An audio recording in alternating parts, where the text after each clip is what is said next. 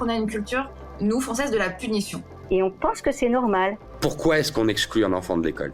Parce qu'il est différent. Des outils comme l'intelligence artificielle, elles posent pas réellement de nouvelles questions. Elles posent d'anciennes questions auxquelles on n'a pas répondu depuis longtemps. Comme Maria Montessori le disait, l'éducation est la plus belle arme de paix. Michel Onfray a cette phrase que j'aime beaucoup, il dit « Tous les enfants sont des philosophes et certains adultes le demeurent ». Nos enfants deviennent comme nous les voyons, nos enfants deviennent comme ils nous voient. Prenons le temps de réfléchir à ce qu'on veut pour demain. Bienvenue sur le podcast Les Adultes de demain. Je m'appelle Stéphanie Desclèbes, je suis entrepreneure et surtout une actrice engagée pour l'enfance. Dans ce podcast, je donne la voix à celles et ceux qui changent le monde grâce à l'éducation. Pour en savoir plus sur mes dernières actualités, rendez-vous sur le compte Insta @lesadultesdedemain ou sur mon compte perso LinkedIn. Pour retrouver un condensé des meilleurs moments du podcast, je vous laisse découvrir le livre « Offrir le meilleur aux enfants » aux éditions Hatier, que j'ai coécrit avec ma mère Sylvie Desclèbes, que vous entendrez beaucoup dans ce podcast. Allez, je laisse place à un nouvel épisode. Aujourd'hui, je vous propose une pause éducative sur tous les points positifs des jeux de société en famille. Les jeux de société en famille offrent de très nombreux avantages, à la fois pour les enfants, mais aussi pour les adultes. Donc voici quelques raisons pour lesquelles il est vraiment bénéfique de jouer à des jeux de société en famille. D'abord, une première chose, c'est que les jeux de société renforcent les liens familiaux. En effet, jouer à des jeux de société ensemble, ça permet de passer du temps de qualité en famille, ce qui va favoriser ainsi la communication et le renforcement des relations interpersonnelles. C'est un moment de partage et de convivialité qui rapproche les membres de la famille. Les jeux de société permettent aussi de rassembler les générations. Par exemple, j'ai joué tout mercredi avec ma petite fille de 8 ans au jeu du nom de Le nom du renard que j'ai découvert, aussi à Skijo, qui est vraiment celui qu'elle me propose à chaque fois qu'on se voit, et au classique Mastermind qui demande de raisonner et de se concentrer. Cela peut être aussi une occasion précieuse de se connecter et de s'amuser ensemble. Les jeux de société stimulent aussi beaucoup l'esprit et favorisent le développement de diverses compétences cognitives telles que la mémoire, la stratégie, la logique et la résolution de problèmes. Pour les enfants, c'est une manière ludique d'apprendre et de développer des compétences scolaires de base tout en s'amusant. On peut alors travailler certains concepts importants sans qu'ils s'en rendent compte.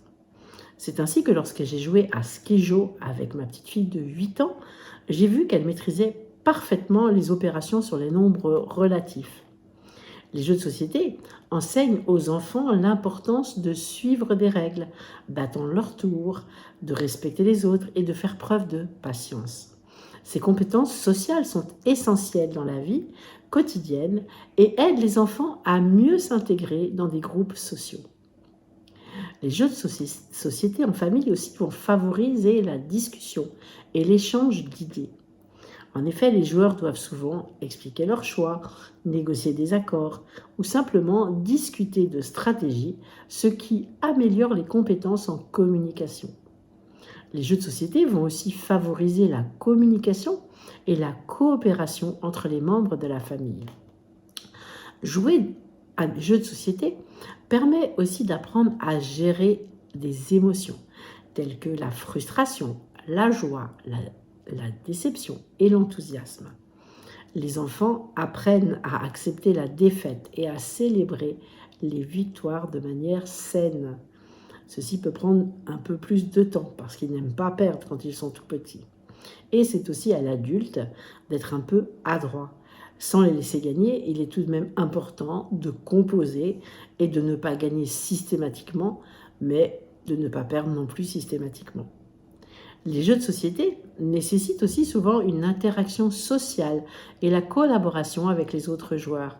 Les enfants apprennent ainsi à coopérer, à partager et à comprendre le point de vue des autres. Par exemple, j'ai joué à ce fameux jeu « Le nom d'un renard » avec mes 2 petits-enfants de 6 et 8 ans et avec ma fille. Et on devait se mettre d'accord du moment où on décidait de découvrir le personnage caché dans le boîtier. Cela apprend donc à négocier et à trouver le moyen de trouver ce fameux accord. Les jeux de société peuvent aussi être un moyen de renouer des relations. Par exemple, dans la classe où parfois certains se retrouvent un peu seuls, rien de tel qu'un jeu de société pour intégrer un enfant un peu seul à un groupe. Également, je sais que nous, on organise souvent dans les classes des jeux de société avec les enfants à besoins spécifiques, comme des enfants autistes par exemple. Et ainsi, malgré les différences, ils arrivent à jouer ensemble. Les jeux de société sont avant tout une source de plaisir et de divertissement ensemble. Ils offrent une pause bienvenue dans les activités quotidiennes et permettent de se détendre tout en s'amusant. Par exemple, quel plaisir de faire un jeu de société quand on rentre tous à la maison, les adultes de leur travail et les enfants de l'école.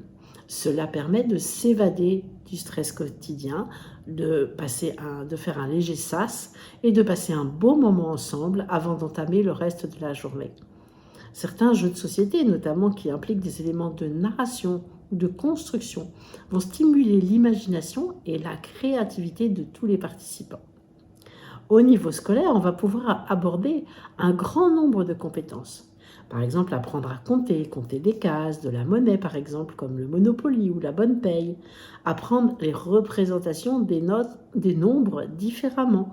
Par exemple, avec les constellations des dés, avec les cartes, avec bien sûr des jeux de dés et les jeux de dominos.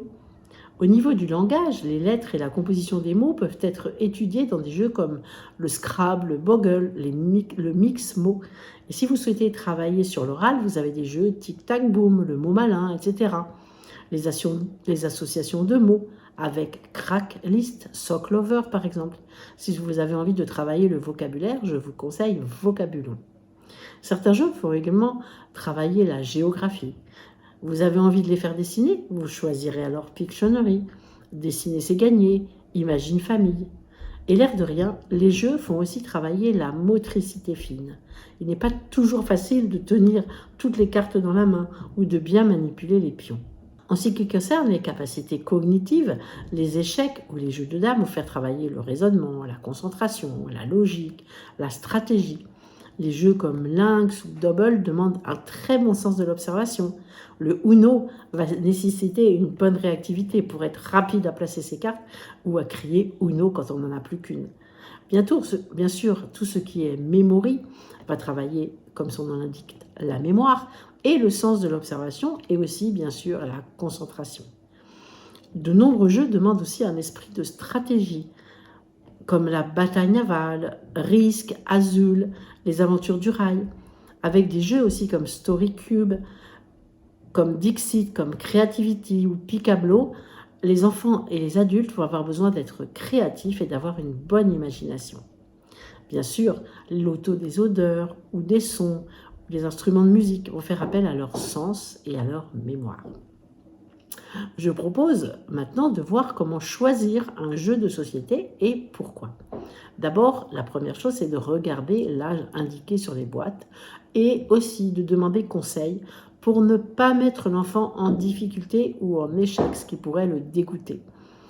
Il faut choisir aussi un jeu en fonction de l'intérêt de l'enfant, de ses passions du moment. Il existe des jeux sur de très nombreux thèmes comme les dragons, les dinosaures, les chevaliers. On peut choisir aussi un jeu selon le temps que l'on a à accorder à cette distraction. En effet, c'est vraiment très désagréable pour les enfants d'être interrompus par les adultes parce que c'est le moment de la douche, c'est le moment des devoirs, c'est le moment du coucher, c'est le moment du dîner ou autre chose. Donc bien calculer le temps indiqué sur le jeu. Regardez bien aussi si la présence de l'adulte est nécessaire et si vous êtes disponible. Ensuite, posez-vous la question: où est-ce que je souhaite organiser cette partie de jeu de société? Si c'est à l'extérieur, il existe des Mikado pour dehors ou des jeux de dames. Dans les transports, dans la voiture ou dans le train, il existe des super jeux de voyage.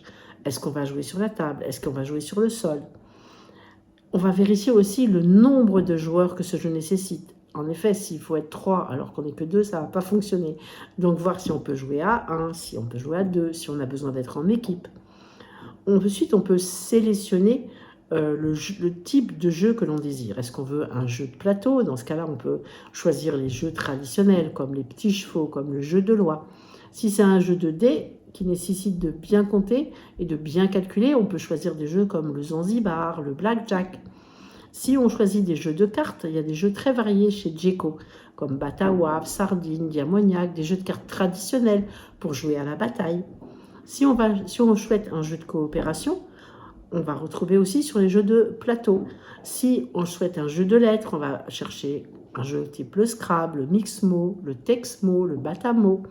Si on souhaite un jeu d'adresse, on va chercher des jeux d'équilibre, des pyramides, des encastrements. Si on veut faire appel à des jeux de connaissances, il y a les Incollables par exemple, ou alors toute la gamme de chez BioViva, comme les défis nature, les énigmes espace.